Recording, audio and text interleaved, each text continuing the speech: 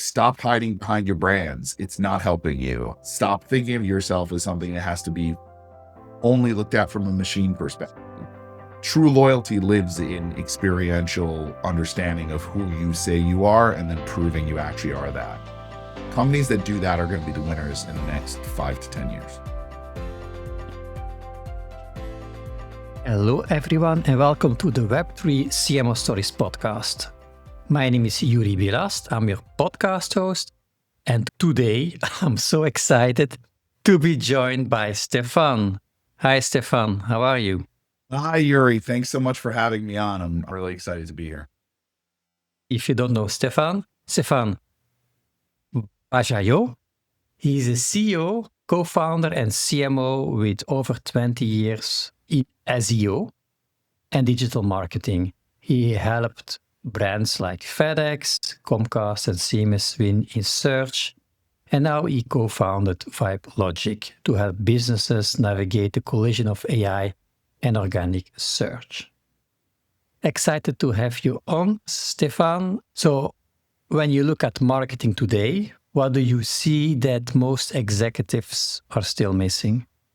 That's a fun question. I tend to be contrarian. Anyone who knows me will know that about me. I'm not one to hold back, so I won't hold back today, and I'll share with your viewers and listeners my really unadulterated thoughts. So I have played a lot of those roles. I've been a co-founder, I've been a CMO, I've been an SEO forever. And I'll tell you, one of the biggest things I see that happens frequently is executives get stuck on marketing by blog, marketing by the latest thing, marketing by what's sexy and not by what's necessary. So an example of that is there's always seemingly something new in digital. Now it's AI. Before that, it was voice search. Before that, it was AMP and it was mobile. And we can just keep going backwards in time. And I can take you through 2 decades. The dot-com world where I first started in the dot-com boom and bust, before people were even willing to put credit cards into the web, right? They always go for the sexy thing. And in fact, what you'll notice with the life cycle of a CMO specifically, because let's say the CMO drives the marketing within an organization, what you'll see is that their lifespan is about 2.5 years. They'll come in, they'll say, I got to fix a bunch of stuff, but then there's a new tactic I want to put in place, something novel. So 6 months to a year is like fixing / getting ready for the new world. By the way, site migrations also happen to follow the same kind of, like, you'll see site migrations almost happen every 2.5 years. It's not a surprise that also lines up with CMO lifespans. And they'll look to make a change. They'll put in something new, and then the last year or half a year is validating what they did actually made a difference. So it's not sexy to go and look at your own teams and do the introspection that isn't just to say, we got to replace all this or fix all this, but rather say, do we have it correct? Have we thought about how to structure everything appropriately? And it's funny because at Conductor, one of the companies I helped co-found 1 million years ago, an SEO SaaS platform, when I found, and I would later use in VibeLogic, our agency, an assessment process. So I always thought, when I was running the professional services team at Conductor, we turned it into like 65 people. And we would go into these major Fortune 500 companies, assuming that they knew what they wanted, assuming that they were all kind of built similarly. They weren't. They're all different. They're all very different. And their capabilities to execute ranges wildly. So your ability to go in and assess a company and understand, one, what is the dissonance? Because the belief of what actually is occurring within the organization, whether you had asked the head of product, the CEO, the CMO, the head of sales, everyone will look at the same question and answer it slightly differently. And if there's a lot of difference in that answer, it's really important you get to the source of that and fix those problems, because it doesn't matter what new tactic you're using in marketing. If these things aren't aligned internally, you're not going to get the right stuff out the door. And recognizing the dissonance and then setting a roadmap of what needs to be changed and what needs to be fixed and where you need to apply more or less resourcing, buy-in, all that stuff, all comes from that kind of source, I want to say. So not enough introspection, way too much bright, shiny objects. maybe one of those objects, and I don't know if it is shining, it's the visibility in LLMs. I just finished my marketing retreat, my AI marketing retreat here in Sintra. We discussed this AI visibility showing up. And of course, there's a lot of discussion going on there, lots of products and tools and services on the market. But I think I read somewhere that you said that LLM visibility is a bit overhyped right now. So where exactly do you think the market is confusing novelty with the real strategic value? Yeah, I think I don't get popularity points. I have a lot of rooms for saying what I'm about to say, but I want you to think about this like the 1849 California gold rush, okay? Which, by the way, is why the San Francisco 49ers are called. The 49 gold rush, the people that really made money, most of the people that actually made money were the ones selling the picks and the pans, not the ones going for to try and get the. And the reality was that by the time a lot of people made it out to California and actually took the actions and tried to do stuff, a lot of the time, even if they found a little bit of gold, it wasn't enough. It disappeared. The vein of gold wasn't there, and they kept mining and they couldn't find. And so a lot of people just ended up going broke. And the same thing holds true with kind of chasing LLMs right now, right? The shape of the LLM, what we're expecting right now, one, which LLM are we talking? Are we talking about ChatGPT? Are we talking about Perplexity? Are we talking about Claude? Okay, so there's the variety of that, which reminds me of the old days in SEO with all the different search engines, right? Which engine do you want to rank for? Ask Jeeves, and you want to Bing or Yahoo. Or there was a lot of, and then there was international search engines too. So one, it's really not as much about owning that visibility. So Rand Fishkin at SparkToro did a great study. If you haven't read it, I recommend you all go look for it, about the frequency of what shows up in the LLMs, the order in which they show up, and the fact that that's not really holding. So in other words, you and I can put in Joeri the same prompt, and we're not necessarily going to get the same results, let alone in the same order. I think the same prompt generates the same results 1 out of 100 times, and then it generates the exact same rankings of those results, something like 1 in 1,000 times. Then SEMrush just put out a study about the content that actually ranks in search engines, which is good because people need to recognize this. I think only 10%, not even, of the content that ranks position 1 is AI generated. Google has actively gone out and said, content that is automatically written with the LLMs is not necessarily the right thing to do. So I think a lot of people are too focused on something that's going to change. Okay, it's like, this isn't just algorithms. What an LLM looks like today is not what an LLM is going to look like tomorrow. In fact, it's as simple as this. I will ask every marketer out there, do you think a chatbot is the best UX UI to provide large language model data? Is it a great UI? Does this seem like the best model you could have? This to me is the version of LLMs. We should not be building toward this. This is not the future. The future will happen and it'll come, but I guarantee you it won't be in the shape form that we can all predict. So instead of trying to bet on the future and say, I'm the first to action, I think that's what's the sexy part about the LLM, right? It's that shiny object syndrome we just talked about. I'm going to act and I'm going to gain territory but hold on a second. The way they cite is changing constantly. References are changing constantly. What they're based off is changing constantly. The choices and ways they provide the data is changing constantly. We're going to have data in there soon. That's going to add a new level of complexity. Don't worry. You'll have enough shiny objects in the next 2 to 5 years. But right now, I think it's a fool's errand to go chase that rabbit. Yeah, it makes a lot of sense. People are always going for the latest, and they think this will fix everything, and they want to. It obviously often is good to be first, but it's not good, to just go in, just use AI because AI is sexy. Like it was with social media, go on social media because you should be on social media, but without any plan or any goal. So let's talk about the unsexy fundamentals that companies needs to fix if they want to stay visible and stay trusted no matter search evolves. I gave also a TEDx talk about that recently, about in the era of AI, how trust is actually important. But yeah, so talking about the fundamentals, what would you say are those? Well, there's a lot of unsexy fundamentals, honestly. And what it comes down to, thinking through the things that will make you ingested. And I hate using the term ingested. I should probably come up with a better term for that. But how you will be assessed by the engines, right? By whatever engine that is.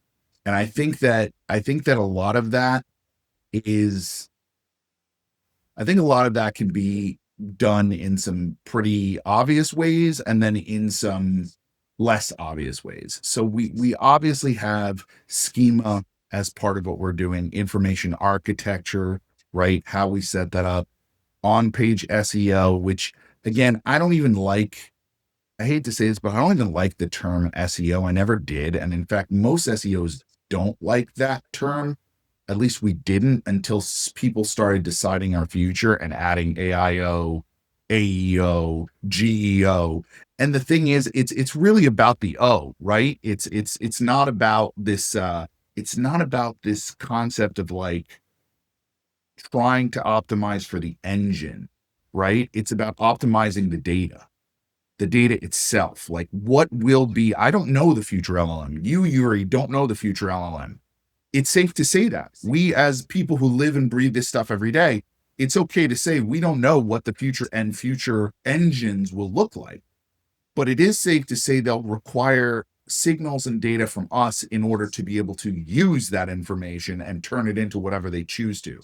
So if we don't expose that data, if we don't format that data, if we don't think about that data in the context of how it'll possibly be used, it's our fault, right? That we didn't do a good enough job to get it included in ways it should. The unsexy, structural, technical stuff that makes for good SEO also makes for good crawlability, which these things are going to have to do. It makes for good legibility, or good contextualization. And the more you send these signals, the better off you're going to be in whatever chooses to interpret your signals in the future. Yeah, makes sense. Now, things that we discussed also during the retreat, during our mastermind session, was about being visible, but visible for humans and for the machines, of course. Humans are influenced by the machine, and the machine suggests decisions, and then human will decide based on that. It was interesting. I had a conversation with Mark Schaefer during the retreat, and he gave the examples about diapers. So he has a grandchild, and his grandchild is really good, he said, in pooping. And so he needs diapers, but he will not buy the diapers. It's the parents who will buy the diapers. And the parents will be influenced by the AI. So it's knowing who you are actually making content for, working for. So I'm curious to hear your thoughts to how to balance that. So the visibility for machines and for humans. Yeah, I mean, so I've always kind of said, and I think that this is the direction it has to go in, which is for machines, you can do all the technical stuff to make it more crawlable and understandable. But the reality is, and that's really the bare bones basics in my mind, that is difficult, more difficult than it should be in certain companies, because an SEO doesn't necessarily control the dev department or the content team that writes about stuff. So it's that we're very used to in my space of SEO in not being fully in control of your future. But what I would say is you really do need to write for the human, and more than ever, right? As AI nonsensical content, to be honest, it sounds like the same, forgive me, crap over and over and over again. You can see it now. You can feel it now. Anyone who's been around AI content enough have seen that it feels AI, not because the word is repeated, not because it says something crazy, but because it just doesn't hit right. Right. And I think in a world where we are going to be overwhelmed with options, overwhelmed with opportunity, it's the same reason Steve Jobs wore the same black shirt over and over again, decision fatigue, right? You want to make things easy for your human counterpart. You want to make them feel seen with your content. You want to solve their problem before you sell them anything to build trust, right? These are the things that are going to matter as we move into a world where content creation is easier than ever, but not necessarily better than ever. It's always been the case that when you're able to take something to the masses and allow it to be, I guess, used everywhere. MySpace is a great example of this, right? We gave the ability to people who didn't know how to build a website to build their own page. Man, did that get ugly. Did anyone see what those things look like? So just because you can doesn't mean it's good, right? And just because everyone has access doesn't mean quality in this case is a good thing for content value, right? So if the lowest common denominator is going to get really low, you're going to have to drown out a lot more noise, a lot more decision fatigue, a lot more stuff so the human can feel trust. I think brands are going to have to focus time and effort is human trust, like you talked about, building that trust, not doing it always for an engine. The engine will follow. But once the trust is built, the loyalty is built, that will follow through. But companies need to be willing to wait on the ROI for that and trust the process. That's harder to do than say, but it's something the best companies in the world do. Yeah, it's everything in marketing. It takes time because otherwise it's just like, you have always people that try to do the shortcut and you get all these spammy messages. Yeah. Maybe they think that will work. Something also I think you bring to the conversation is empathy.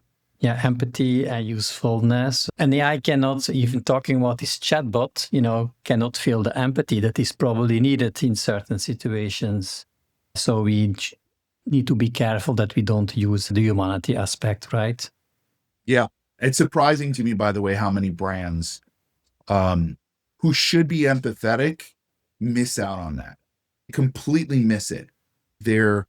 I was thinking about this earlier and I was saying to myself, they kind of act like they're in high school. Like they want to be the cool kid and they try too hard versus being cool kind of happens for a lot of people in college where it's like you've kind of accepted your own quirks a little bit. Or maybe that happens later in life. For me, it was in college. And you're like, hey, I am who I am and I'm owning it, right? Instead of worrying always about the latest trend, latest thing, and running after people, right? No one likes to be chased. Everyone kind of likes a little bit of chase in their own life. Brand that makes you feel something is really good, right? Versus having a brand run after you all the time, feel kind of stalky and aggressive. And I think brands haven't, the ones that really get it, understand the stress, the issues, the real audiences that they're trying to help. And they get into and obsess over how to help them in any way they can, everywhere they can. They've missed this concept where they thought cool was as they would define it versus cool is actually, especially now with the younger generation, is just authenticity. And there's a lack of authenticity in brands, right? That humanity seems to be like, as soon as I put a logo up, I'm not a person anymore, right? That's going to miss more and more as we see a lot of AI just cranked out easily and not necessarily giving the stories behind the companies. I've always been, especially in the B2B space, I'm always amazed when I hear a story about like a CEO I think there was a CEO back in the day of Comcast. I'm not sure if he still is. And he had started as a lineman, like literally one of the guys that puts the lines up, right? And I went to the profile on the site and like they hardly mentioned much of his story. Asked how long has he been in the company? Now this is a case of like the guy works his way up the mailroom and 20 years later he runs the multi-billion-dollar company, right? And they weren't pushing that. That was almost like an afterthought, And then funny enough, I'd had a few of their technicians come out to my house and I talked to them about working at the company. And they each kind of gave me a similar story. They'd been there for 20 something years. They mentioned the CEO and how proud they were of him, and like this concept of like the everyman kind of story they were giving me. And this was one particular case. But what I thought so interesting about that is like, oh, this is a real life face to your company. Yes, it could be flawed. Yes, he could make mistakes. Yes, yes, yes. But this is the idea that people don't leave this company. They're with them. The company does right by their employees. There's a good feeling to that. Like you want to promote that feeling to your consumer and let them feel like I'm a part of something, right? There's a lot of, I think there's a lot of studies that have come out about the younger generations. I think it's Gen Z and younger that are looking for purpose driven organizations and where they spend their money. And it's very interesting that you don't have to be a .org to be a purpose driven organization. But if you can put humanity behind what you do, that can go a really long way. So I'd say like stop hiding behind your brands. It's not helping you. Stop thinking of yourself as something that has to be only looked at from a machine perspective. True loyalty lives in experiential understanding of who you say you are and then proving you actually are that. Companies that do that are going to be the winners in the next 5 to 10 years. Yeah, I love that. But when you tell this, to a CFO or CEO, I also talk about this in my book, by the way, The Future CMO is measuring everything, of course, because in the Future CMO, I call it a trust-driven marketing function. What metrics or signals would you watch to know whether a brand is truly earning attention rather than renting it? Yeah, it's interesting because I think of things in terms of like, and these are not going to be easy metrics to deal in trust, right? But for me, a lot of trust comes out in the form of LTV, so lifetime value. But unfortunately, that's like a lagging indicator, and it's a very long one to figure out unless you're in a SaaS where renewals might be shorter or something like that. I think a lot of customer specific metrics, things you can use a product like Gainsight or one of those life cycle products that's going to let you understand consumer does once they become a customer. Loyalty scoring is definitely one of those, especially in B2B, I think is overlooked constantly. Too many B2Bs I work with just don't look at loyalty scoring as a model to understand who are their true evangelists in the market and use them appropriately and score them appropriately. I mean that from just like oh yeah, here's another credit for, no. I'm not talking that kind of loyalty. I'm talking about the kind where someone's going to be a great advocate. They'll be your next case study. They're going to introduce you to 5 more potential clients that are going to be warm prospects. Trust matters and visibility follows. So that's one of the things that people don't seem to understand is that when you've built trust, and this is a problem that I think most marketers look at incorrectly. We've been taught this funnel concept, right? Of like, we've taken from awareness to consideration to, down the funnel. And then like, how many people are charged will happen after the purchase? Demand gen stops at the purchase. That's crazy. An hourglass. More sand will end up at the bottom, even if you're not a subscription service, right? I mean, I lived in SaaS for 14 years building Conductor. Like, I'm acutely aware of renewals. I know their valuations. I know the value, but I've never really met a company that only wants to sell you something once, right? And then doesn't want to have a relationship with you again, doesn't expect you to try and even promote. If you could only have, let's say it's a roofing company, you're not going to get your roof replaced every year, right? But you are going to tell others and you are going to be an advocate for them and you are going to recommend them and you are going to, all of that goes in ways, places, shapes, and forms that is not visibility online necessarily. It'll come back. WhatsApp groups will talk about you and you'll never know about it. It'll find its way into Nextdoor and other social media, local platforms where people give advice and recommend. It'll be done around the dinner table. Right? What's the ROI on? Well, I mean, we could sit here trying to calculate how many air molecules are in my office.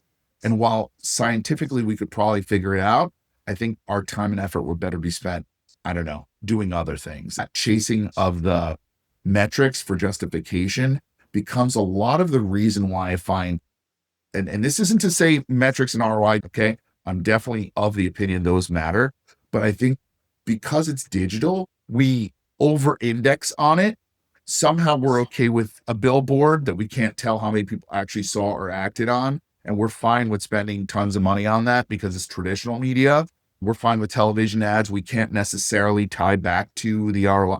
But then because it's digital for some reason, we try to squeeze every little bit of out of it. And we spend more time throughout what we do actually actioning. And that's a bunch of analysis paralysis that marketers do that wastes a ton of time. Marketing is a verb. You need to execute against it. You need to action it. You cannot sit there and just pontificate about what could be, because unfortunately, like this happens in SEO all the time.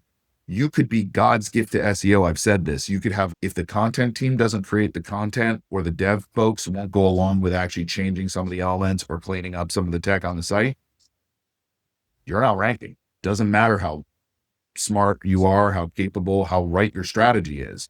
It's not going to land. So that's more of where I think a lot of the problems in companies lie, is they don't organize themselves properly. They don't, the unsexy part about how these things work together to create agility, to execute. That's where companies need to focus their time. That's their number one competitor, Joeri. Right now, most major companies I work with, oh, well, that guy's ranking better than me, or that guy's performing better, or that guy potentially, this is a great one the other day, a company was like, I don't know how they were able to get money to spend an ad in the Super Bowl. And I was like, because your ignorance isn't bliss, it's their market share, right? It's their market share. You are your own worst enemy.